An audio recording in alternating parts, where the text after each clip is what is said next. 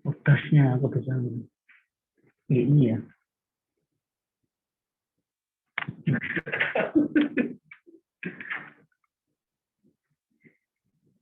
Oh ini merah ya? Oh ini ya. Ini ya. Assalamualaikum warahmatullahi wabarakatuh. Alhamdulillah. Alhamdulillahilladzi 'allamana ma 'allamana wa 'allimna ma yanfa'una wa zidna ilma. Rabbi shrah li sadri wa yassir li amri wahlul 'uqdatam min lisani yafqahu qawli. Allahumma shalli wa sallim wa barik ala sayyidina Muhammadin sallallahu alaihi wasallam wa ala alihi wa ashabihi wa man tabi'ahum bi ihsan ila yaumil din.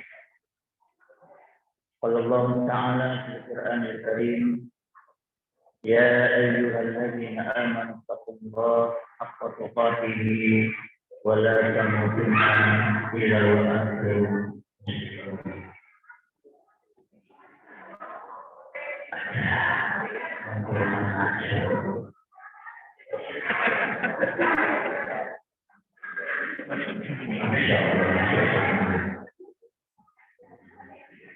Alhamdulillah, puji syukur dan kesempatan sore hari ini kita sebentar lagi akan memasuki bulan-bulan yang benar-benar dijanjikan oleh Allah Subhanahu wa taala dengan pahala berlipat ganda, dengan ampunan dan juga pembebasan dari api neraka. Tema kita dalam kesempatan sore ini adalah bila hari ini adalah Ramadan terakhir kita. Kalau ibu-ibu mendapat informasi dari langit, mendapat bocoran dari langit di awal Ramadan, di pertengahan Ramadan, atau di akhir Ramadan, malaikat maut siap mendatangi ibu-ibu. Tidak sampai nunggu Idul Fitri, Ramadan sudah diambil oleh malaikat maut. Kira-kira apa yang akan dipersiapkan oleh ibu-ibu untuk menyambut malaikat maut? Karena Ramadan, malaikat maut akan datang. Sudah ada info dari langit. Apa yang dipersiapkan ibu-ibu? Apa belanja ke KBS? Ya. Borong minyak goreng untuk persiapan bikin kue? Atau ibu-ibu apa? Sibuk bikin menu opor, ya. Menu gulai barangkali untuk persiapan Idul Fitri, karena sebentar lagi mau ditinggalkan oleh ibu-ibu sebagai persiapan untuk suami dan anak-anak. Apa begitu kira-kira? Saya yakin enggak. Saya yakin ketika ibu-ibu akan diberikan informasi oleh Allah Subhanahu wa taala bahwa Ramadan ini merupakan Ramadan terakhirmu, maka saya yakin seyakin-yakinnya ibu-ibu akan benar-benar mempersiapkan diri di Ramadan ini dengan segenap tenaga, waktu, pikiran, bahkan mungkin uang untuk menyambut Ramadan ini. Bahkan mungkin kita nggak akan peduli kanan kiri. Ya. Siap mandi besar, ya. Kemudian memakai baju yang benar-benar menutup aurat, kemudian memakai parfum dan lain sebagainya, bermunajat kepada Allah Subhanahu wa taala dengan penuh konsentrasi penuh. Ya. Tidak mau diganggu anak, tidak mau diganggu suami. Suami dalil-dalil begini sama istrinya, tidak digubris. Ojo wil dalil. Ya. Mari ini malaikat mau teko. Mungkin begitu ibu-ibu. Ya. Karena kejadian informasi dari langit begitu. Ya. Nah, maka dari itu, karena itu hanya sekedar gambaran saja, andaikan bila mana ini merupakan Ramadan terakhir kita, maka tentunya kita pun akan mempersiapkan diri itu untuk menyambut datangnya bulan suci Ramadan dengan penuh segenap waktu, tenaga, pikiran, dan mungkin juga dana kita. Nih. Kalau kita bicara Ramadan, ya, kita seringkali diingatkan oleh para penceramah. Surat Al-Baqarah ayat 184. Ya. Ayat yang paling seringkali diperdengarkan oleh kita setiap kali masuk bulan Ramadan. Tapi kita ini kadang apal. Ya. Hafal di luar kepala. Ya, mari ini kutiba alaikumusiyam. Ya. Khotib naik, ada penceramah naik ke mimbar langsung ditebak. Ya, mari ini kutiba alaikumusiyam. Oh, teman kau, teman benar. Ya. Karena saking begitu seringnya. Ya ayyuhalladzina amanu kutiba alaikumusiyam kama kutiba alal ladzina min qablikum la'allakum tattaqun. Ya.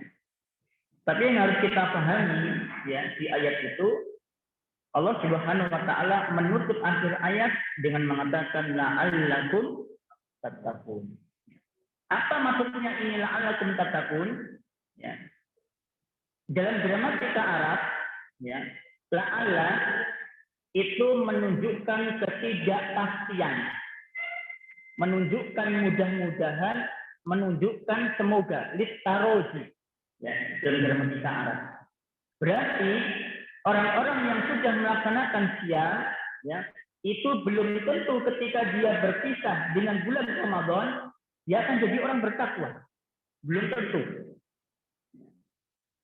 Sedemikian juga, belum tentu juga orang yang ketika dia melaksanakan siam, dia tidak jadi orang bertakwa. Dan ini semacam pengharapan dan juga moga-moga, ya, mudah-mudahan. Maka dari itu, bagaimana agar kita ini, Ramadan kita ini benar-benar menjadi orang-orang yang bertakwa. Jangan sampai Ramadan kita ini sebagaimana doanya malaikat Jibril alaihissalam, kemudian diaminkan oleh baginda Nabi Shallallahu Alaihi Wasallam. Ya, gimana doanya malaikat Jibril alaihissalam?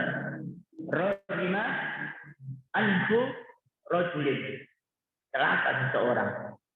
Idza dakhala alaihi Ramadan, ketika bulan Ramadan itu masuk kepadanya.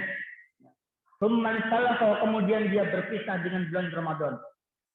Qabla an yughfar lahu, tetapi dosa-dosanya belum juga diampuni oleh Allah Subhanahu wa taala.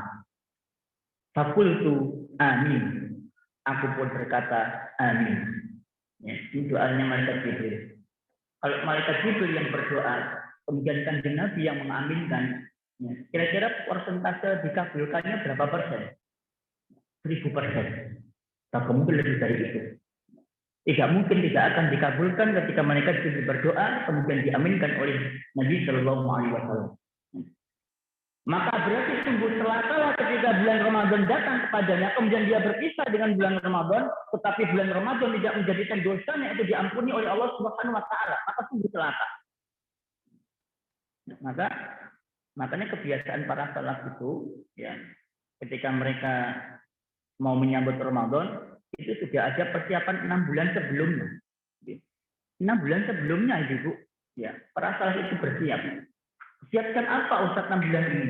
Apa siap beli beras, borong 1 kintal begitu? Apa borong apa sembako begitu? Enggak. Mereka mempersiapkan rohani. Mereka mempersiapkan ya fisik mereka. Bahkan dalam 6 bulan itu mereka berdoa kepada Allah Subhanahu wa taala agar bisa dipertemukan dengan bulan Ramadan. Siapa yang hafal doanya? Masuk.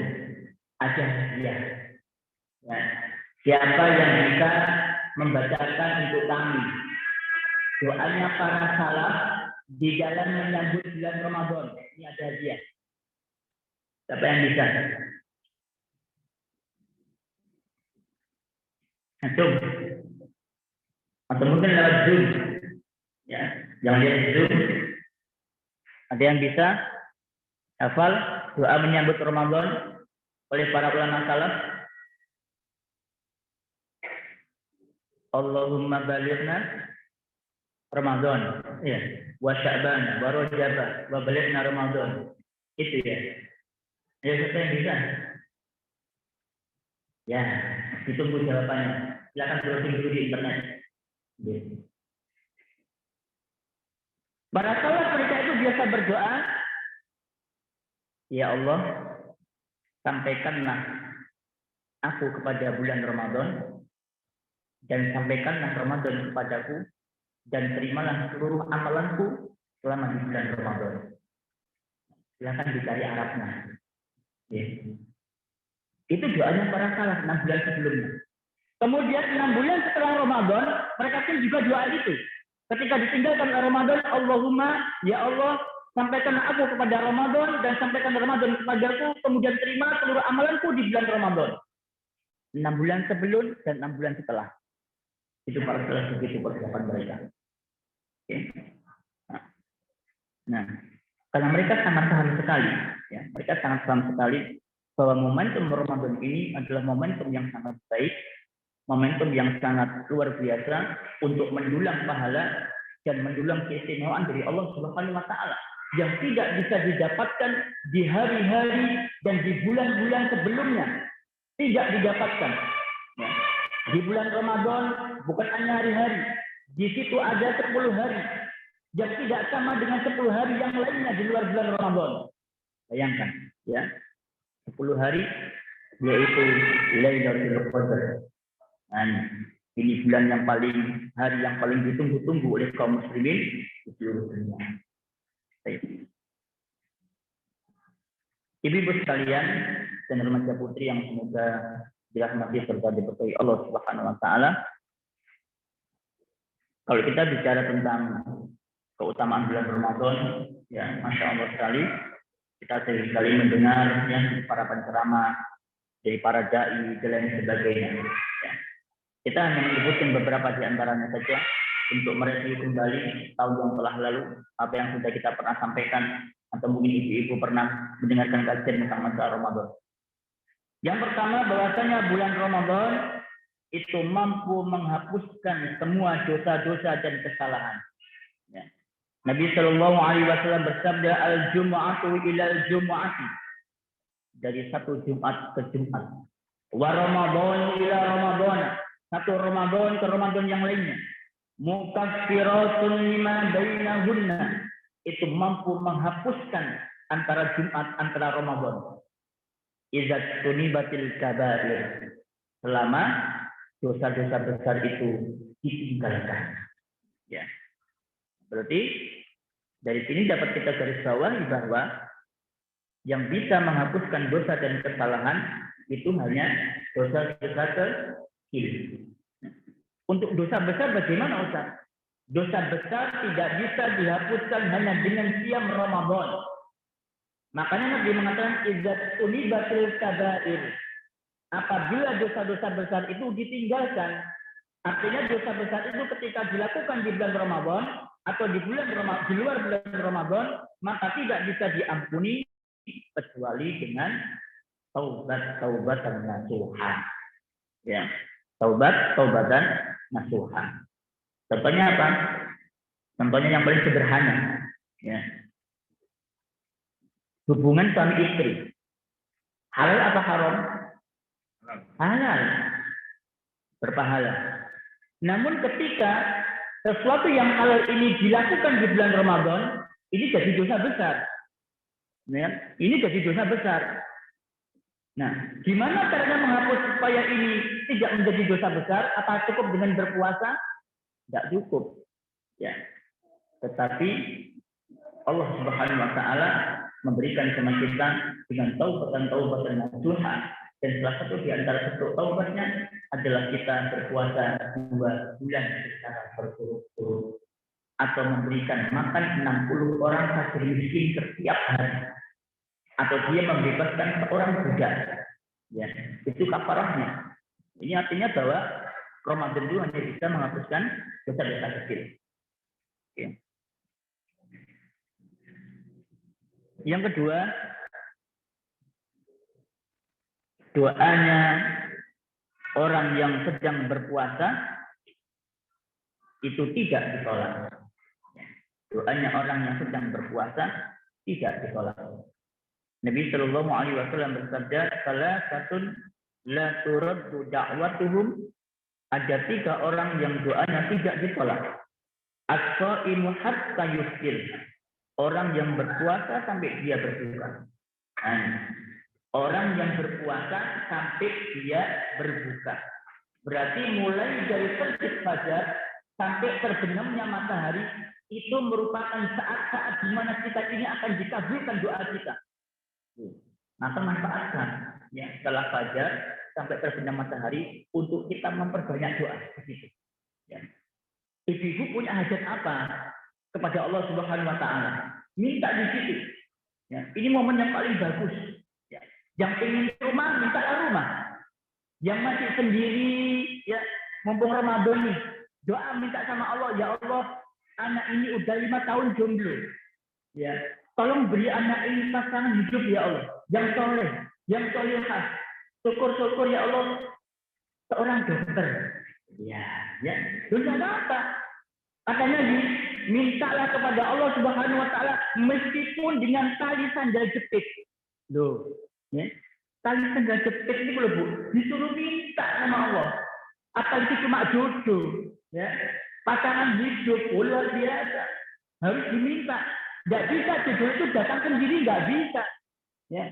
Minta tolong sama Ustadz tolong carikan anak ini jodoh, ya. Kontak lewat biro jodoh, ya. Enggak bisa. Itu hanya perantara saja. Jodoh itu akan Allah Subhanahu wa taala datangkan sendiri kepada kita. Ya. Jenengan ikut biro jodoh sampai 10, ya. Sampai 10 ustaz jenengan mintai, Ustaz tolong carikan anak jodoh. Kalau Allah enggak mendatangkan jodoh itu, enggak akan pernah nyambung. Enggak akan pernah nyambung. Ya, maka perlu diminta, ya. Ketika di bulan Ramadan ini. Ya. Sampai Allah Subhanahu wa taala itu ya sangat benci dan murka sama orang-orang yang enggak mau berdoa sama Allah. Apalagi sama Allah yang sudah dipersiapkan. Ini ada bulan Ramadan nih, udah aku siapin untuk waktu-waktu yang di situ adalah mustajab doa. Kenapa kita enggak menggunakan waktu itu? Ya, maka Allah marah. Ya, kata Nabi, Allah Subhanahu wa taala sangat marah, sangat murka kepada seorang hamba yang tidak pernah meminta kepada Allah. Ya. Ini mumpung Ramadan. Ya. Kalau kita minta sama manusia, ya mungkin sekali, ya datang ke rumahnya Ummu Ais, ya. Ummu Ais, saya minta jambunya. Ya sekali dikasih sama Ummu Ais. Oh ya ini jambunya. Nanti sebulan depan lagi, datang lagi minta. Ummu Ais minta jambunya ya. Tanduk metu hilang titik. Ya. Minta 2 kali. Pentelu, pentapa, pelimo, abu mak langganan ini. Ya. Minta keterusan, orang marah. Tapi Allah tidak. Semakin sering diminta Allah Ta'ala, semakin sering kita ini berdoa, Allah semakin cinta dan Allah semakin suka. Ya. Beda dengan manusia. Semakin diminta, semakin benci. Semakin banyak diminta, semakin dia nggak suka sama kita. Itu manusia. Tapi Allah tidak.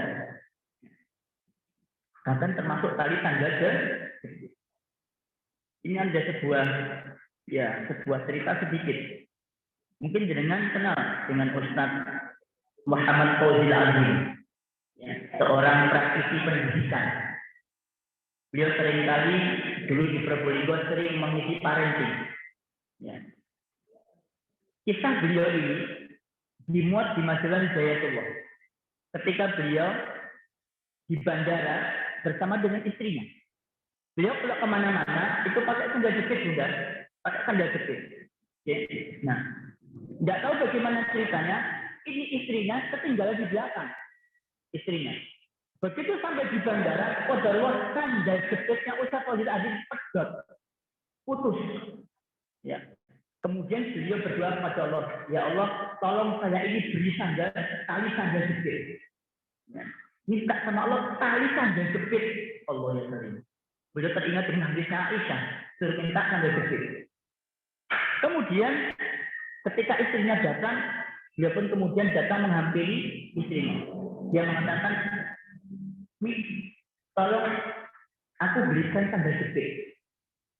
Kata Ustaz Wahid Azim.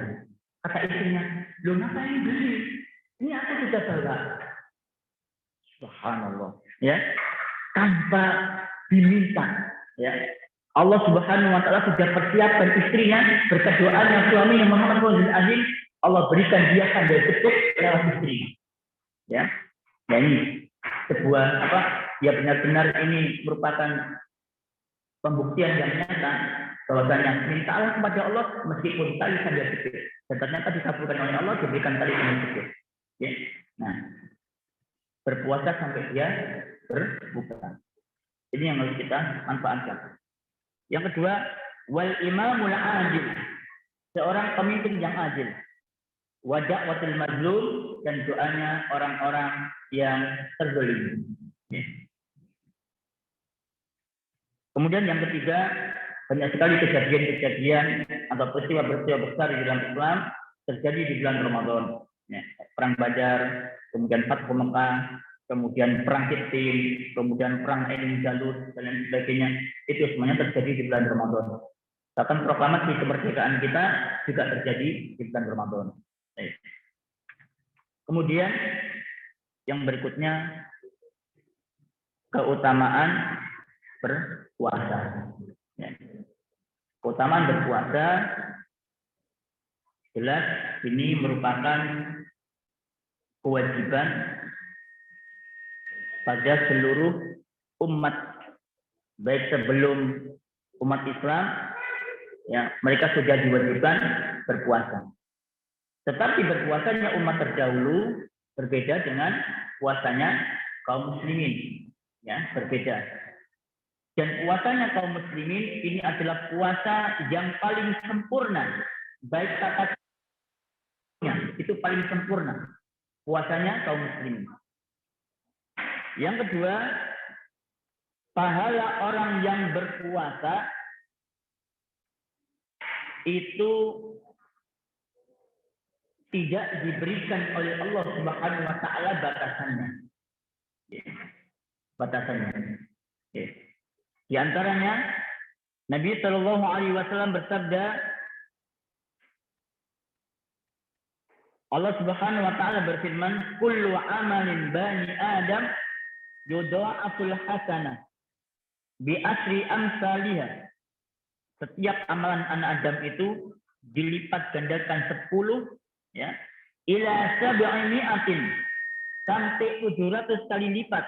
Sab'ati mi'ati di'fin, sab'ati mi'ati di'fin, sampai 700 kali lipat. Illa saum, kecuali puasa. Fa innahu li wa ana ajzi bihi. Sesungguhnya puasa itu untukku dan akulah yang akan memberikan balasannya. Setiap kebaikan dibalas oleh Allah Subhanahu Wa Taala dengan 10 kebaikan. Satu kebaikan, ya. Satu kebaikan yang dilakukan oleh ibu-ibu, ya, oleh bunda-bunda sekalian, itu dibalas oleh Allah. Contoh, ada daun, ya, di teras masjid, ibu ambil, kemudian dimasukkan ke dalam tempat sampah, itu 10 kali kebaikan. Hanya menyingkirkan, mengambil daun, dimasukkan ke tempat sampah, dapat 10 kali kebaikan. Ya. Ila sab'ani abidin, bahkan kemudian dilipat gandakan 700 kali lipat. Bisa jadi seperti itu. Ya. Dan kita tidak tahu, wallahu a'lam, amalan manakah yang dilipat gandakan oleh Allah Subhanahu wa taala sampai 10 sampai 700 kali lipat. Ya. Nah, illa saum kata Nabi, kecuali puasa, ya. Wa innahu li wa ana ajru. Karena puasa itu untukku dan akulah yang akan membalasnya. Di dalam Islam, ya, itu ada 3 amalan yang pahalanya dirahasiakan dan tidak diberitahukan kepada Nabi Shallallahu Alaihi Wasallam, apalagi kepada kaum muslimin. Ya. 1, sabar. Ya, ini sabar ini pahalanya juga sama. Tidak diberikan informasi kepada Allah Taala kepada Nabi-Nya tentang berapa besarnya pahala sabar. Tidak ada. Ya. Allah cuma mengatakan innama yuwaffas sabiruna ajrahum bighairi hisab. Sesungguhnya orang-orang yang sabar itu dilipat gandakan pahala mereka bighairi hisab, tanpa hitungan. Kenapa bisa sabar dilipat gandakan pahalanya sampai tak terhingga, sampai nggak ada yang tahu berapa pahalanya? Karena kesabaran itu menuntut orang itu harus mempunyai, ya, benar-benar jiwa, benar-benar fisik yang sangat kuat dan bisa menguras energi. Itu sabar. Dan kesabaran tidak akan pernah bisa kita rasakan tanpa kita ini mengalami sendiri. Tidak bisa. Ya. Dan kita bisa mengalami yang namanya apa itu sabar itu nggak enak. Sabar itu pahit. Sabar itu sangat menderita. Ketika kita ini kehilangan sesuatu yang kita cintai. Ya. Jenengan punya suami, ibu-ibu punya suami. Ganteng, sogih, pinter. Ya. Sempurna kan? Soleh lagi. Allah. Ganteng, soleh, pinter, sogih. Lengkap kan? 4. Surga dunia jenengan ini. Ya. Cinta banget otomatis. Kemudian pernikahan ini nggak berlangsung lama. Hanya jalan 5 tahun, hanya jalan 10 tahun, tiba-tiba suami itu diambil oleh Allah Subhanahu wa taala. Gimana perasaan ibu-ibu? Diambil suaminya, nikahnya baru dapat 5 tahun, baru dapat 10 tahun, kemudian tiba-tiba suaminya diambil, gimana rasanya? Rabi maneh kan? Begitu ya, pikirannya itu nggak bakalan. Ya, kalau pernikahannya usianya mungkin 30 tahun, suaminya udah perot, ya, umur 70, ya bolehlah itu mengatakan rabi maneh. Oke lah. Ini nikahnya baru 5 tahun, baru 10 tahun. Ini suami yang sempurna. Nah, suami yang sempurna ditinggal, diambil sama Allah Subhanahu wa taala. Nah, disitulah kemudian kita baru merasakan bagaimana kesabaran yang luar biasa dan sulitnya menghadapi kesabaran. Ya. Sama dengan bapak-bapak. Sama. Bapak-bapak punya istri cantik, sugih, solehah, ya, apa namanya, pintar, loh, lengkap 5-5-nya ini. Kemudian dapat 5 tahun, 10 tahun diambil sama Allah Subhanahu wa taala. Ya, sama di situ. Ya. Makanya kemudian Allah Subhanahu wa taala memberikan pahala sabar sampai yang tidak terbatas bilangan. Oke. Yang ketiga ini saya lupa. Ya. Lupa saya yang ketiga ini. Jadi itu udah. Puasa, sabar. Yang ketiga lupa. Ya, apa? Oke, kita lewati.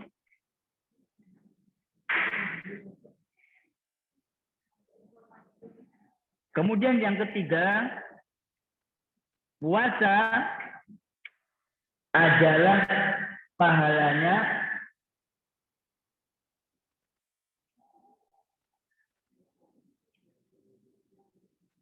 ketika seorang hamba dia itu mengalami suatu permasalahan dengan hamba yang lain, maka disinilah kemudian Allah Subhanahu wa taala menghitung puasa tersebut.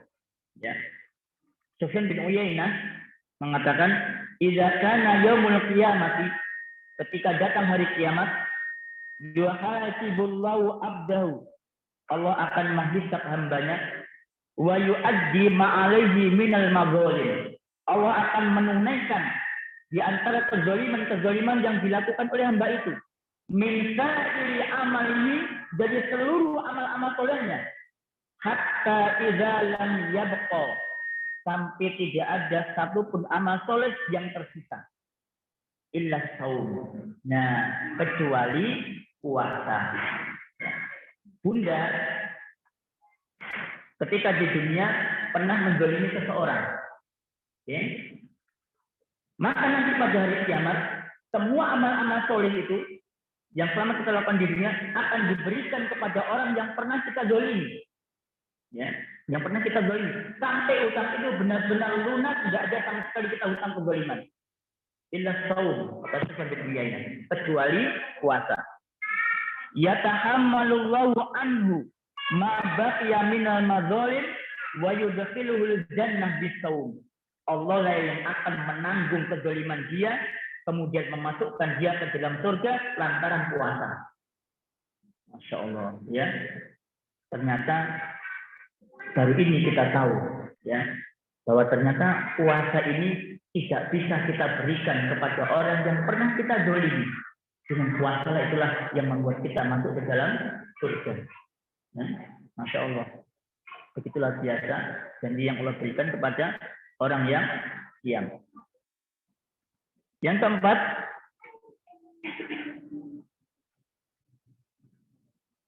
mulutnya orang yang berpuasa, ya, lebih harum daripada parfum. Parfum yang paling wangi apa ya? Apa? Parfum yang paling harum itu apa? Di sini dikatakan oleh Nabi Sallallahu Alaihi Wasallam, "Wallazi nafsi Muhammadin biyadi." Demi zat yang jiwanya Muhammad berada di tangannya. La khalufu famis shaimi. Sungguh mulutnya orang yang berpuasa. Atyabu indallah, lebih harum di sisi Allah min rihil miski, dibandingkan dengan minyak kasturi. Ya. Berarti di kalangan bangsa Arab, minyak yang paling harum itu baunya adalah minyak kasturi. Ya. Minyak yang seringkali dipakai oleh baginda Nabi itu adalah minyak kasturi. Ya. Itu minyak yang paling harum. Kemudian minyak yang paling harum ini disejajarkan dengan mulutnya orang yang berpuasa. Ya, boleh dites. Ya. Ya, ada testernya mungkin ya. Testernya minyak kasturi sama testernya mulut orang yang berpuasa. Kira-kira harum mana ini? Ya. Itu di akhirat. Ya, di akhirat mungkin jangan salah paham. Itu di akhirat. Nanti bau mulutnya kita lebih harum daripada minyak kasturi. Tapi kalau di dunia jeboten, ya tetap sama muntilu ya tilu. Muntah katanya enggak sikatan sama. Jadi diajarkan dengan minyak yang paling di bawahnya minyak kasturi sudah. Yang namanya bau mulut ya sudah bau mulut lebih harum daripada minyak wangi, lebih harum daripada bau mulut di dunia. Di dunia. Nah, sehingga ya kita ini ya kadang ya mungkin lelucon juga, lelucon suami istri ceritanya. Ya. Jadi sudah karena terlanjur seringnya mendengarkan para penceramah mengatakan bahwa mulut orang yang berpuasa lebih harum dari minyak kasturi, begitu. Nah, ini suami istri ini tidur berdua, ya. Kemudian di siang hari bulan Ramadan, ya saling berhadapan-hadapan. Ya, kemudian tidak tahu si suami apa mungkin si istri, dia menggoda mungkin ya, mengeluarkan knalpot. Ya dicium sama suaminya, atau mungkin dicium sama istrinya bau mulut itu, ya. Ya kemudian suaminya ya mungkin gregetan, istrinya gregetan, kemudian disuruh. Kemudian Kemudian suaminya keluar dalil. Sesungguhnya bahwa menurut orang yang berpuasa lebih harum daripada minyak kasturi. Nah, artinya itu di dunia, okay? Di akhirat itu bukan di dunia. Itu sebenarnya tidak begitu, okay? Tidak begitu. Nah, kemudian yang kelima, orang yang berpuasa itu memiliki dua kegembiraan. Kata Nabi Shallallahu Alaihi Wasallam, "Lis-shaimi farhatan." Orang yang berpuasa memiliki dua kegembiraan. Farhatun inda fitri wa farhatun inda liqa'i rabbih. Yaitu kegembiraan ketika dia itu berbuka, atau kegembiraan ketika dia itu menyambut hari raya Idul Fitri. Wa farhatun inda liqa'i rabbih. Dan kegembiraan ketika dia berjumpa dengan Rabb-nya. Ini kegembiraan dua orang yang sedang berpuasa. Kegembiraan ketika dia itu berbuka. Okay. Kita seharian penuh, ya, nahan lapar, nahan haus, terutama haus. Ya, apalagi ini Ramadan kita masuk di musim kemarau.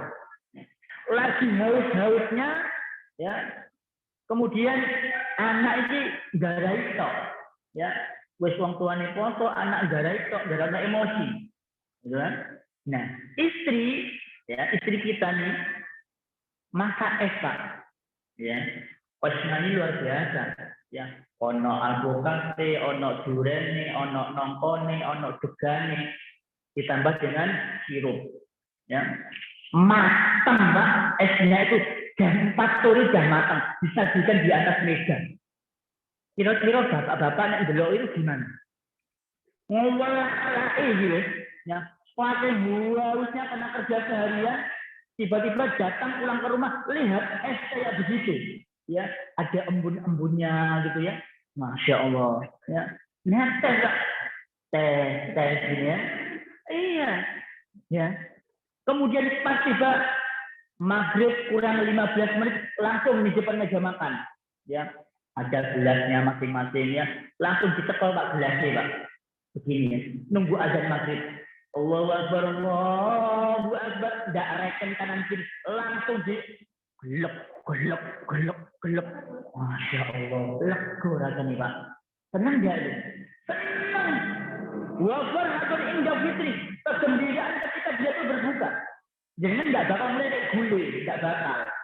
Yakin saya. Ya, meskipun istri masak kikil, masak gulu, jangan tidak bakal melihat itu. Ya, dari ini, dulu. Ya. Kegembiraan ketika kita berbuka. Nah ini nggak bisa dikata-kata kegembiraan ini. Wafar atau indal liqa'i rabbih, dan kegembiraan ketika berjumpa dengan Rabb-nya. Ya. Kenapa bisa gembira ketika berjumpa dengan Rabb kita? Kenapa yuk kok bisa gembira? Ya. Dikarenakan kita selama ini hanya mendengar kata-katanya Allah saja. Lewat Al-Quran baca Allah tulisannya ya kayak begitu. Alif lam ha. Baca terjemahan juga begitu. A L L A H. Cuma tulisan saja. Orang sekitarnya mengucapkan Allah, tapi kita nggak pernah tahu. Ya apa sih wajahnya Allah itu? Gimana sih zatnya? Gimana sih bentuknya? Kita nggak pernah tahu. Barulah kemudian Allah Subhanahu wa Ta'ala tampakkan nikmatnya bagi penduduk surga ketika Allah singkapkan antara hijab yang selama ini menghalangi dia dengan hambanya. Disingkapkan tuh. Nah, tidak ada kenikmatan terbesar bagi penghuni surga ketika mereka bisa melihat bagaimana zatnya Allah Subhanahu wa Ta'ala, bisa dilihat dengan mata dan kepala sendiri. Kegembiraan luar biasa. Itu nanti sampaikan di hadisnya. Ya, kegembiraan yang nggak bisa diukur. Ya, kenikmatan surga dibandingkan dengan berjumpa dengan Allah nggak bisa dibandingkan. Oke, itu kegembiraan orang yang berpuasa. Yang keenam, ya, berpuasa itu merupakan junnah. Apa junnah? Perisai. Ya. Nabi Shallallahu Alaihi Wasallam bersabda, "Asyamu junnah." Puasa itu merupakan perisai, merupakan benteng. Fa idza kana yauma saumi ahadikum. Ketika salah seorang di antara kalian berpuasa, fala yarfusu. Maka jangan dia mengucapkan yarfus, ya. Yarfus itu ya kata-kata yang sia-sia. Wala yaskhab, dan jangan pula dia mengucapkan ya atau mengerjakan sesuatu yang sia-sia. Fa in sabahu ahadun, ketika salah seorang di antara kalian mencela orang yang berpuasa, au qatalahu, atau memeranginya, falyaqul inni shaim, maka ucapkanlah sesungguhnya aku sedang berpuasa. Asyamu junnah, berpuasa itu merupakan perisai. Yastajinnu bil abdu minan nar, di mana berpuasa itu bisa membentengi seseorang dari api neraka. Ya. Jadi puasa itu merupakan benteng di dunia. Ya. Dari segala macam perbuatan ataupun perkataan yang sia-sia yang bisa mengotori pahala puasa, maka disitulah puasa itu menjadi sunnah. Mari kita buktikan apa benar puasa itu merupakan perisai bagi kita. Orang ketika berpuasa, ya itu seluruh persendian, seluruh urat-uratnya, seluruh peredaran darahnya itu akan mengendur dan lemes. Ya. Persendiannya, tulangnya, urat sarafnya, peredaran darahnya, ketika dia berpuasa itu nggak berdaya, lemes, ya mati. Ya. Coba jangan lihat orang yang berpuasa, apa ada yang masya Allah, ya nggak ada. Paling ya toletean gini, ya kan? Itu orang berpuasa, karena semuanya serba mengendur semua. Maka bagaimana mungkin orang yang dalam keadaan peredaran darahnya melemah, persendiannya mengendor, kemudian urat sarafnya pun juga lemas, kemudian dia mampu berbuat sesuatu yang melanggar syariat Allah Subhanahu Wa Taala? Tidak mungkin.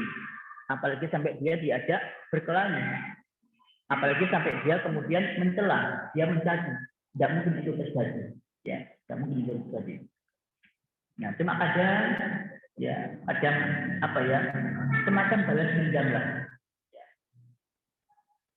Ketika dia dicela sama temannya, ketika dia dihibai sama temannya, dia janji,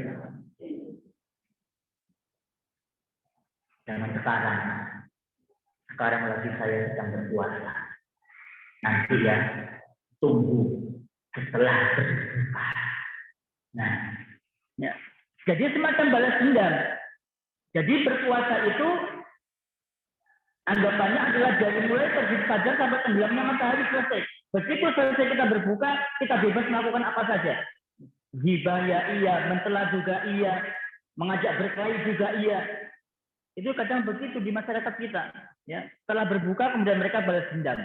Ya, ini tidak seperti ini yang diinginkan oleh Nabi Shallallahu Alaihi Wasallam. Yang namanya berpuasa, kemudian kembali datang pagi lagi, itu semuanya sama nilainya di hadapan Allah Subhanahu Wa Taala. Ya, tidak ada yang namanya puasa balas dendam, tidak ada.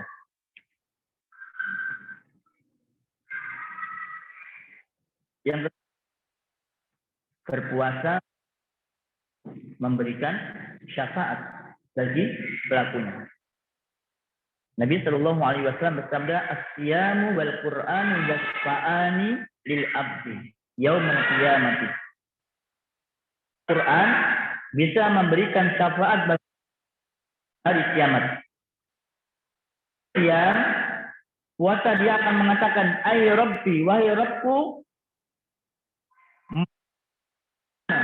wasyah yang telah melarangnya dari makan, dari minum, kemudian juga syahwat. Maka izinkanlah aku untuk memberikan syafaat kepadanya." Fayashfa'ani. Al-Quran mampu memberikan syafaat pelakunya.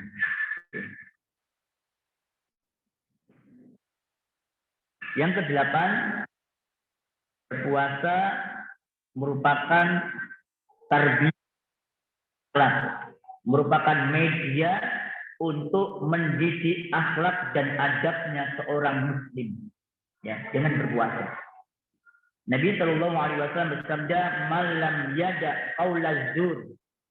Barang siapa yang tidak bisa meninggalkan qaulaz zur, perkataan dusta atau mungkin sumpah palsu, wal amal bihi, dan kemudian tidak bisa meninggalkan perbuatan ya yang bisa mengarah kepada dosa, falaisa lahu hajatun, maka Allah tidak butuh kepadanya dari puasanya fi ayyada'a ta'amahu wa syarabahu, selain daripada dia itu meninggalkan makan dan minumnya. Ya. Jadi di sini pendidikan akhlak, pendidikan adab itu ada di puasa. Ya. Harusnya orang yang lulus dari madrasah puasa, dari madrasah Ramadan, itu mampu menjadi seorang pribadi muslim yang beradab dan kemudian berakhlak. Ya, harusnya begitu. Karena dia sudah selama 1 bulan dididik dan kemudian digembleng di madrasah Ramadan. Keluar dari Ramadan jadi orang yang beradab. Keluar dari Ramadan jadi orang yang berakhlak. Ya. Sehingga ketika ada saudaranya muslim yang belum pakai cadar, ya, atau mungkin jilbabnya ya masih ada rendo-rendonya, atau mungkin masih ada pernak-perniknya, ya jangan dijauhi, ya. Didekati kemudian dirangkul. Ya. Itu bagian daripada adab dan akhlak hasil dari madrasah Ramadan. Ya. Kita dulu nggak seperti ini, nah, ibu-ibu dulu nggak seperti itu kan. Dulu juga kita ini orang yang dulu pernah pakai celana jeans, dulu pernah pakai celana legging, dulu pernah celana tank top dan lain sebagainya. Ya, itu sama dengan mereka. Maka dekati mereka dan kemudian ajak mereka dan rangkul mereka. Datangi dan kemudian tanya, ya, Mbak namanya siapa? Ya, rumahnya ada di mana? Sudah kerja apa belum? Menikah apa belum? Begitu ditanya.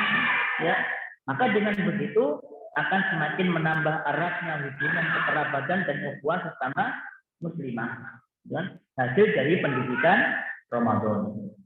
Baik.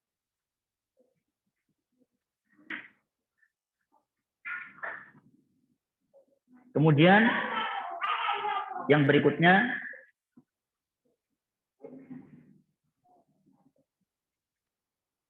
macam-macam manusia ketika menjalani ibadah Ramadan. Ya. Macam-macam manusia ketika menjalani ibadah Ramadan.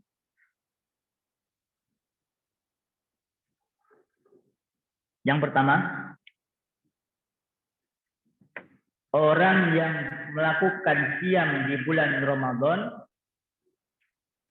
tetapi dia tidak mampu meninggalkan hal-hal yang bisa mengotori pahala Ramadan. Ini yang pertama. Dan ini kebanyakan yang dilakukan oleh kaum muslimin. Mereka berpuasa di bulan Ramadan, tetapi mereka tidak mendapatkan pahala di bulan Ramadan kecuali hanya menahan lapar dan haus. Kecuali hanya menahan hubungan suami istri saja. Sudah selesai. Ya. Dan termasuk yang paling sering dilakukan oleh kaum muslimin ketika mereka merusak pahalanya Ramadan itu adalah berkaitan tentang masalah lisan. Ini hati-hati, ya. Berkaitan tentang masalah lisan yang paling sering dilakukan. Sehingga sebisa mungkin kita ini menghindar dan menjauhi hal-hal yang bisa mengurangi pahala puasa kita. Yang kedua, orang yang melakukan siam di bulan Ramadan, tetapi dia melakukan perbuatan yang sia-sia. Ya. Boleh-boleh saja sebenarnya, boleh-boleh saja. Tetapi itu dianggap sebagai perbuatan yang sia-sia. Apa contohnya, Ustaz? Ya. Harusnya Ramadan itu kan diisi dengan sarana ibadah ya, yang apapun bisa kita lakukan. Dan termasuk diantaranya adalah menghatamkan Al-Quran. Itu ibadah yang paling mulia di bulan Ramadan. Di luar Ramadan, Allah memberikan pahala orang yang membaca satu huruf di dalam Al-Quran, itu pahalanya 10. La aqulu alif lam mim harfun. Aku tidak mengatakan alif lam mim itu satu huruf. Walakin alifun harfun, lamun harfun, mimun harfun. Tapi alif itu satu huruf, lam satu huruf, mim satu huruf. Ya. Berarti satu hurufnya nilainya 10. Nah, kalau satu ayat, kemudian satu halaman, kemudian satu juz, maka berapa nominal pahala yang akan diperoleh kita selama di bulan Ramadan ketika membaca Al-Quran. Ya. Nah, tapi sebagian orang tidak memanfaatkan Ramadan ini dengan memperbanyak ibadah. Tapi justru mereka itu melakukan perbuatan yang sia-sia. Meskipun mereka itu nggak melakukan perbuatan terlarang. Tidak riba, nggak bujui, tidak merakani uang, enggak. Cuma dia melakukan perbuatan yang sia-sia. Ya banyak contohnya lah perbuatan sia-sia itu, misalkan dengan tahu sendiri contohnya. Ya. Itu yang kedua. Yang ketiga, nah ini yang paling sempurna adalah orang yang melakukan puasa di bulan Ramadan sekaligus dia memperhatikan hal-hal yang bisa mengurangi pahala Ramadan, bahkan bisa membatalkan puasa Ramadan. Ini yang ketiga, dan ini yang paling sempurna. Dan inilah yang seringkali dilakukan oleh para salaf kita terdahulu, di antara para sahabat yang seringkali dilakukan oleh Nabi Shallallahu Alaihi Wasallam di bulan Ramadan, memanfaatkan Ramadan dengan terus memperbanyak ibadah dan tidak melakukan perbuatan yang sia-sia. Ya, ini tiga.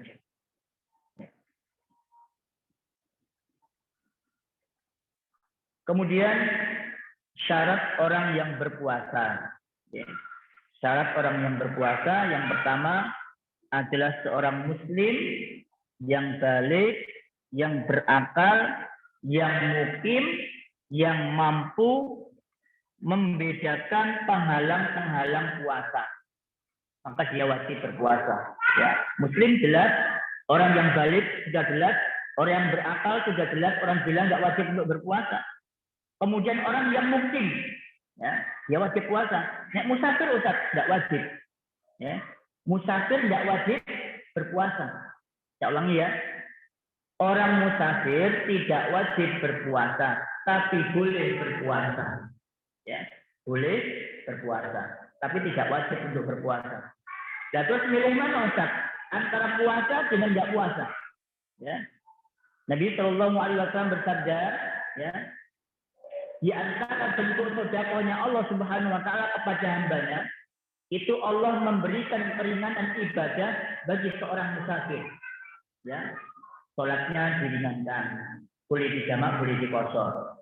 Puasanya pun juga diringankan, boleh tidak berpuasa. Ya. Maka yang paling baik kata Nabi, faqbalu shadaqatahu, maka terimalah sedekahnya Allah Subhanahu wa taala. Berarti lebih kita pilih untuk tidak berpuasa. Ini kalau milih lebih utamanya ya, kalau milih lebih utamanya. Tapi kalau milih emannya, ya, eman Ustaz nanti nyaurnya kesulitan. Ya sudah, dengan puasa aja tidak apa-apa, ya. Tapi tidak wajib untuk berpuasa. Oke. Nah, terus musafir boleh tidak kira-kira melakukan hubungan suami istri ketika di bulan Ramadan? Safar, suami istri safar pulaan, ya. Safar ke Surabaya atau ke Jakarta pulaan barang. Ya. Harus suami istri nih, harus suami istri. Karena kalau suami tok katanya suaminya nggak bisa. Kalau istri aja juga nggak bisa. Harus suami istri safar dua-duanya ke Jakarta pulaan barang. Di siang hari bulan Ramadan. Kira-kira boleh nggak melakukan hubungan suami istri? Boleh. Guyu. Betul. Boleh melakukan itu semuanya. Karena apa yang boleh dilakukan oleh seorang musafir, maka boleh pula dilakukan oleh orang yang nggak puasa. Boleh nggak bisa dimakan. Tapi jangan diakal-akali. Ya, diakal-akali nanti. Papa, ayo Pak kita safar yuk. Ya kan? Ya, akal-akalan namanya. Ya. Tapi kalau pulaan barang itu sudah menjadi rutinitasnya, karena merupakan usahanya juga di situ, ya, dijual beli barang, dan kemudian safar harus dua-duanya, meskipun di luar Ramadan juga begitu. Nah, maka disinilah kemudian berlaku hukum itu bagi musafir. Dia boleh tidak berpuasa, maka dia pun juga boleh melakukan hubungan suami istri, boleh, tidak menjadi masalah, ya. Nah, itu hukum yang berkaitan dengan musafir bagi orang yang tidak berpuasa. Tapi kalau mungkin, jelas dia harus berpuasa. Al-qadir as-salim minal mawani. Dia mampu dan bisa membedakan di antara penghalang-penghalang puasa. Maka dia wajib untuk berpuasa. Oke. Yang kedua, anak kecil sampai dia balik tidak wajib puasa. Ya, anak kecil sampai dia balik tidak wajib puasa, cuma bisa kita berikan dia itu latihan, ya, latihan untuk berpuasa.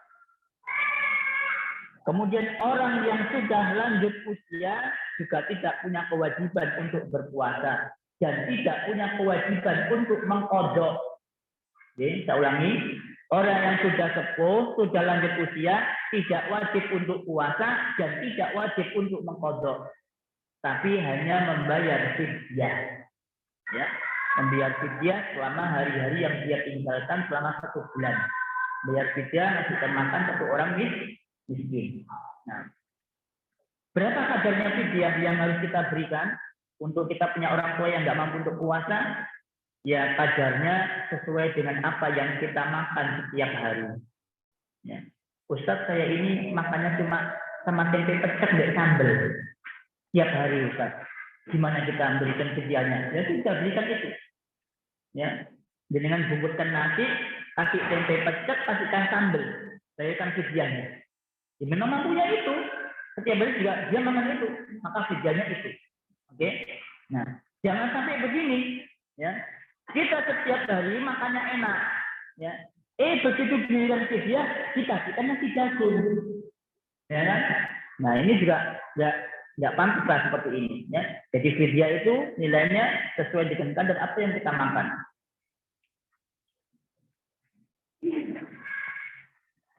Orang yang lemah, yang terus-menerus kelemahannya itu dan kelemahannya itu tidak bisa hilang, maka dia tidak diwajibkan untuk berpuasa. Orang yang lemah ini apa? Termasuk orang yang sakit. Ini orang yang lemah. Sakit yang tidak mungkin diharapkan untuk kesembuhannya. Ya. Dia menyebabkan lemah fisiknya, maka dia boleh untuk tidak berpuasa, tapi dia tetap membayar fidyah. Dan dia tidak punya kewajiban untuk qadha. Nah,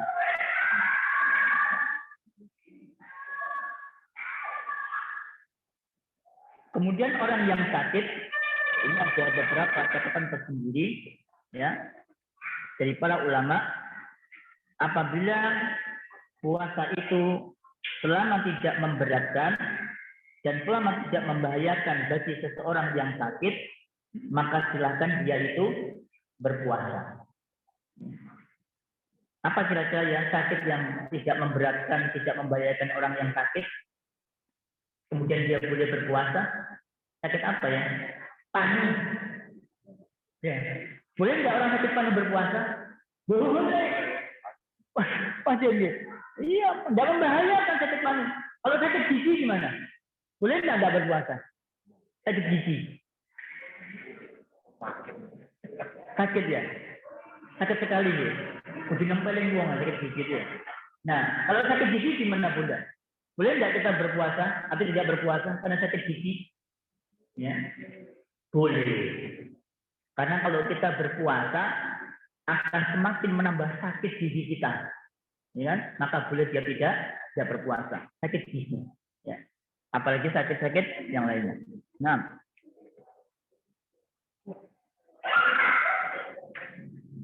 yang kedua, apabila berpuasa itu memberatkan bagi dirinya, tapi tidak membahayakan. Saya ulangi ya. Sakit itu menyulitkan bagi dia yang sakit, tapi tidak membahayakan. Maka para ulama menganjurkan supaya dia tidak berpuasa.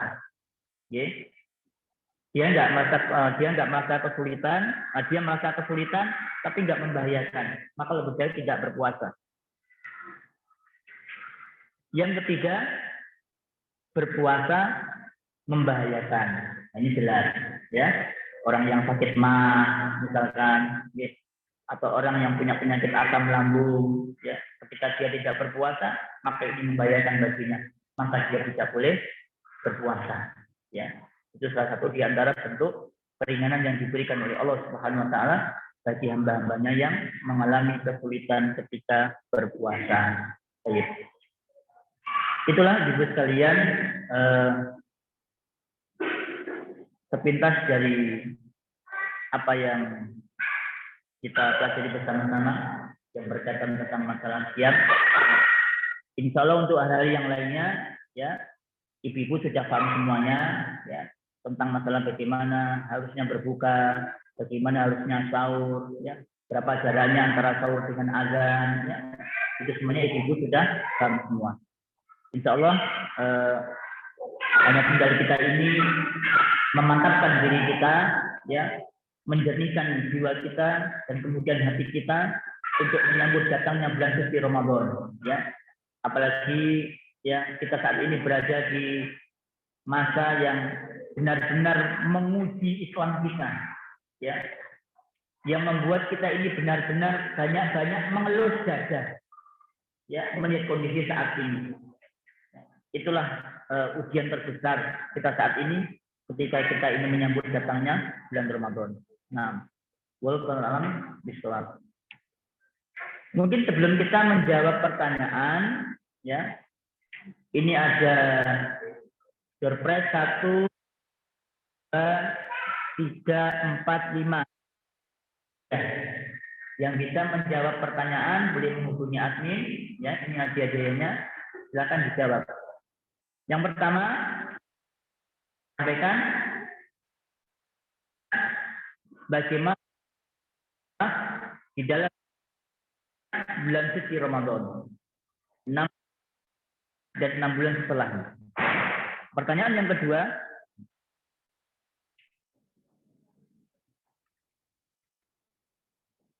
apa dari firman Allah Subhanahu wa taala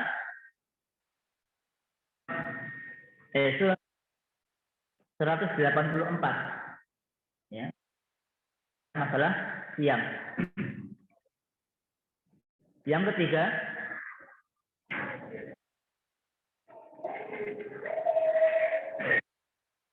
puasa itu sebagai perisai. Puasa itu sebagai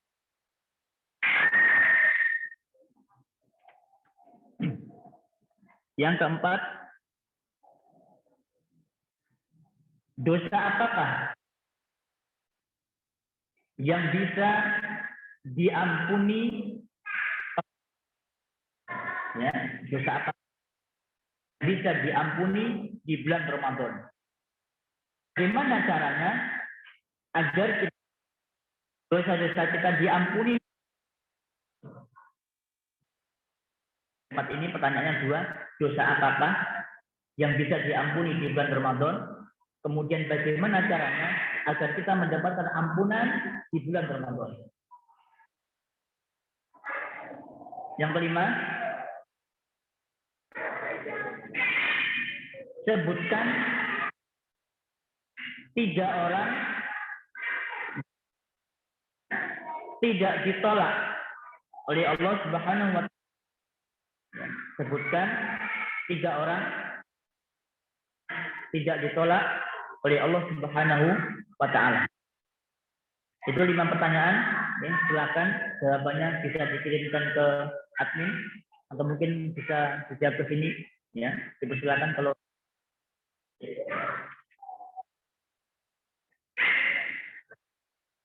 apakah perbedaan dan safar? Musafir itu orangnya, biasanya itu kata benda. Safar itu kata benda, isim. Kalau musafir itu isim fa'il, subjeknya. Ya beda. Kalau safar itu kata bendanya, kalau musafir orangnya, orang yang melakukan safar. Apakah keduanya itu sama? Ya sama dalam masalah hukum, sama.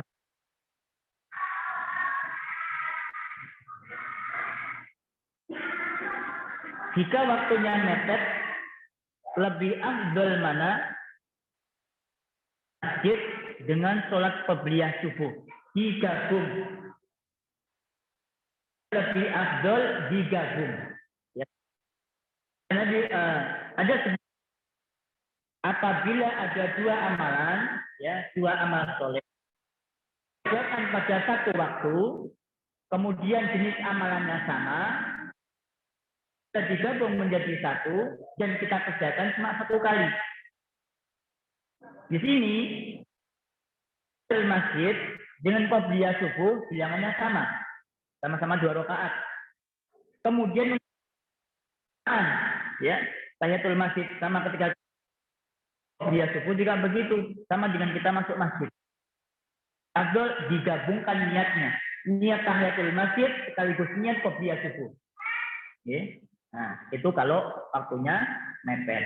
Ya. Dan ini yang paling banyak meskipun waktunya tidak mepet, yang lebih afdol itu adalah dijadikan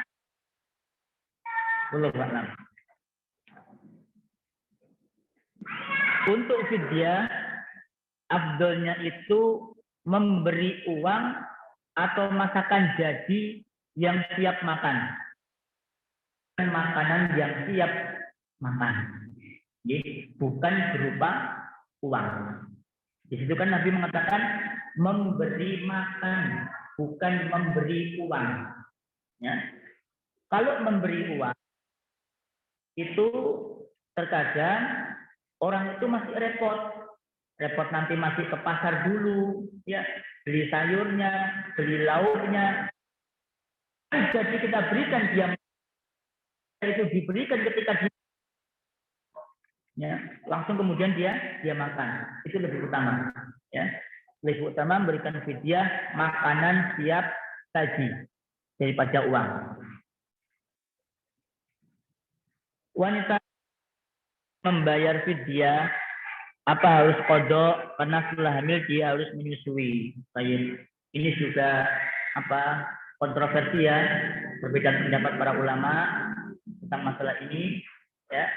Ada yang berpendapat cukup membayar fidyah ya saja tanpa fidyah. Ada yang dua-duanya, fidyah sekaligus. Maka di antara 3 perbedaan itu kita berusaha untuk lebih mendekati kepada kebenaran, yaitu membayar sekaligus, ya, itu pendapat yang lebih mendekati kebenaran, yaitu dengan membayar fidyah sekaligus qadha. Setelah hamil dia harus menyusui, ya. Nah ini bisa dikondisikan, ya. Mungkin bisa dibantu, ya, dengan susu formula, apalagi ibu-ibu luar, ya, jadi ASN misalkan, kan bisa dibantu dengan susu formula. Nah, ini lebih baik dikodok saja sekaligus membayar sayur, ya, dalam masalah ini. Apakah benar arwah orang yang meninggal dunia itu akan pulang di bulan Ramadan? Nah, jadi arwah itu ketika sudah meninggal dunia, mereka berada di alam arwah yang hakikat pun yang tahu. Maka bagaimana mungkin arwah itu akan datang untuk melihat keluarga? Kita akan demikian, sehingga tidak hanya orang yang meninggal dunia itu kembali ke keluarganya pada bulan Ramadan. Yang kedua, jika suami istri di siang hari, sanksi untuk boleh dilaksanakan langsung setelah bulan Ramadan atau sekian tahun bulannya. Berarti nunggu setahun lagi, sekian tahun setelah Ramadan. Apakah sanksinya itu satu saja? Nah, di hadisnya itu yang memberi makan 6 miskin. Sanksi yang kalau memberikan makan 60 orang fakir miskin itu sudah mencukupi. Ya. sudah mencukupi. Ya, maka membebaskan. Ya, jika tidak mampu juga, maka puasa 2 bulan berturut-turut. Itu ada ceritanya. Kisahnya kan begini. Yang sudah hidupnya miskin, tidak punya apa-apa, melanggar. Ya, dia kemudian jima dengan istrinya di siang hari bulan Ramadan. Kemudian dia, ya Rasulullah, saya ini sedang melakukan, saya sedang jima di, wah, Nabi apa namanya, sedikit ya marah lah begitu. Allah Subhanahu wa taala tentang sanksinya orang yang melakukan jima di siang hari bulan Ramadan. Oke? Nah, ini ya Rasulullah, saya ini orang yang paling miskin di antara para sahabat. Maka bagaimana mungkin saya ini bisa memberi makan? Ya. Maka kemudian Nabi mengatakan, ya sudah, begitu kamu berpuasa 2 bulan berturut-turut. Itu kisahnya. Jadi ini cukup dipilih salah satu, tidak semuanya tiga-tiganya dilaksanakan, tidak, tapi salah satu saja. Apakah langsung setelah bulan Ramadan? Jadi terserah, ya. Boleh nanti menunggu sebelum datangnya Ramadan, ya. Sebelum datangnya, berarti sudah dimulai di planning bulan Rajab dan bulan Syawal puasa full berturut-turut, tidak ada bedanya, boleh seperti itu. Ya. Wallahu a'lam. Apakah di bulan Ramadan menggoda manusia dan melakukan maksiat? Ana dengar kalau Ramadan syaitan dibelenggu. Nah, barakallahu fik, pertanyaan yang bagus, ya. Nabi Shallallahu Alaihi Wasallam mengatakan, "Idza jaa Ramadan, futihat abwabul jannah, wa ghuliqat wa suffidat."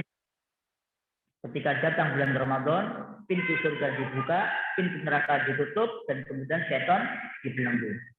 Nah, persoalannya, para ulama menjelaskan yang dimaksudkan dengan syaitan dibelenggu itu adalah kemaksiatan dan keburukan di bulan Ramadan itu berkurang dibandingkan dengan di luar bulan Ramadan. Ya. Makna yang kedua, syaitan itu yang dibelenggu itu adalah syahwatnya yang dibelenggu. Jadi ketika orang yang berpuasa maka dia tidak mungkin akan melakukan kemaksiatan. Itu maksudnya syaitan dibelenggu. Ya, yaitu syaitan benar-benar dibelenggu di bulan Ramadan. Ya, sehingga syaitan tidak bisa menjerumuskan dan menggoda manusia burukan di bulan Ramadan. Adapun kemaksiatan yang dilakukan di bulan Ramadan, perannya syaitan, tapi hawa nafsu kita. Nafsa la'am. Sesungguhnya hawa nafsu itu lebih condong dan mengajak seseorang kepada keburukan. Ya. Ramadan itu bukan nafsu kita. Para ulama ya berkata dengan apa yang dimaksud dengan para syaitan itu dibelenggu pada bulan Ramadan. Baik. Itu ibu-ibu sekalian, alhamdulillahirabbil alamin, ya. Monggo.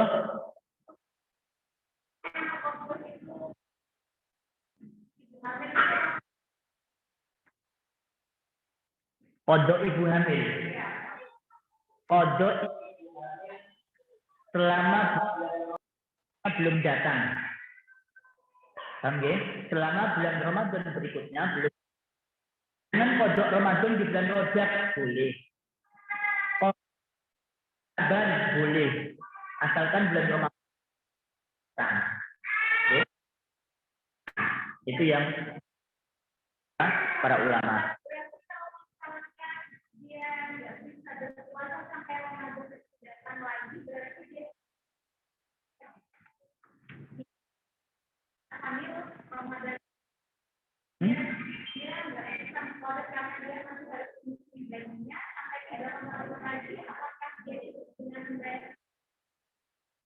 Sip. Yeah. Penjelasan para ulama dalam masalah ini. Memang dalam masalah ini banyak sekali perinciannya, ya, perinciannya para ulama. Yang pertama, menunda qada karena uzur, ya, menunda qada karena uzur. Misal karena lupa, karena hamil lagi, ya, bisa jadi kan hamil lagi, hamil kemudian menyusui tidak sampai 2 tahun hamil lagi, ya kan, lancar, nggak bisa dia berpuasa lagi. Maka dalam kondisi ini hanya berkewajiban melakukan harus membayar fidyah. Ya, ini perincian yang pertama. Sudah di luar kemampuannya. Ya. Ini sebagaimana penjelasan Al-Imam Ibnu Baz ketika beliau ditanya tentang orang yang sakit selama 2 tahun sehingga sebelumnya dan tidak bisa diqadha sampai masuk Ramadan berikutnya, maka dia tidak wajib membayar kafarah. Tidak wajib. Jika dia mengakhirkan sakit hingga datang Ramadan berikutnya. Namun, jika dia mengakhirkan qadha karena menganggap remeh, dia wajib qadha ya dengan membayar makan orang miskin sejumlah hari utang puasa. Ya. Jadi, misalkan 10 hari atau 1 bulan, nanti datang Ramadan berikutnya 1 bulan, tidak apa-apa diqadha. Berarti puasa 2 bulan. Datang lagi Ramadan berikutnya, diqadha 3 bulan. Sampai dengan itu nggak punya uzur. Sampai benar-benar nggak hamil lagi, sampai ya, baru diqadha. Tidak usah membayar fidyah. Yang pertama. Sengaja menunda. Nah ini, sengaja menunda qadha sampai masuk Ramadan berikutnya. Tanpa uzur atau tanpa karena ya. Maka dalam masalah ini ada 3 hukum. 1, hukum hilang. Tetap wajib mengqadha melewati Ramadan berikutnya. Dia punya kewajiban untuk bertaubat karena dia sudah sengaja menunda uzur sampai masuk Ramadan berikutnya. Karena dia sudah melakukan pelanggaran. Berarti dia punya kewajiban taubatan nasuha, kemudian dia pun harus apakah harus membayar fidyah orang yang terlambat? Nah, para ulama ya, 1 dia tetap membayar fidyah, ini pendapat ya. Kemudian ada pula yang mengatakan tidak membayar fidyah.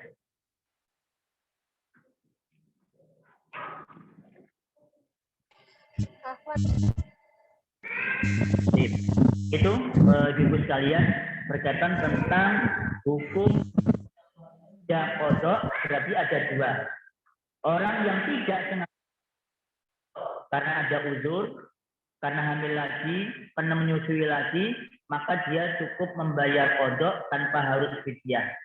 Yang kedua, orang yang sengaja qadha sampai masuk Ramadan berikutnya, maka dia punya kewajiban 3. Membayar fidyah, bertaubat kepada Allah, dan tetap membayar qadha. Ya. Atau dia tidak usah dia bertaubat, kemudian dia qadha. Ya. Ini menurut penjelasan para ulama. Wallahu a'lam bishawab. Mungkin begitu. Baik. Ada lagi pertanyaan? Afwan, Ustaz. Ada pertanyaan? Cukup? Pada moderator, silakan. Di Zoom ada pertanyaan dari Umahat.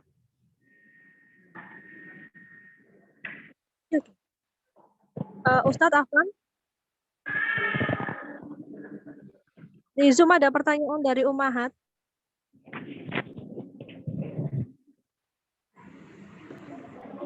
Afwan Ustaz, di Zoom mohon dicek ada pertanyaan dari Umahat.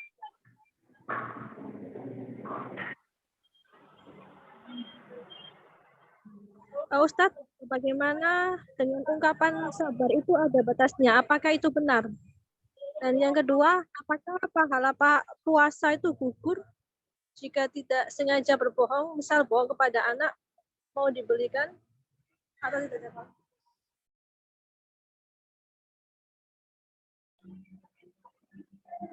Tafadhol Ustaz.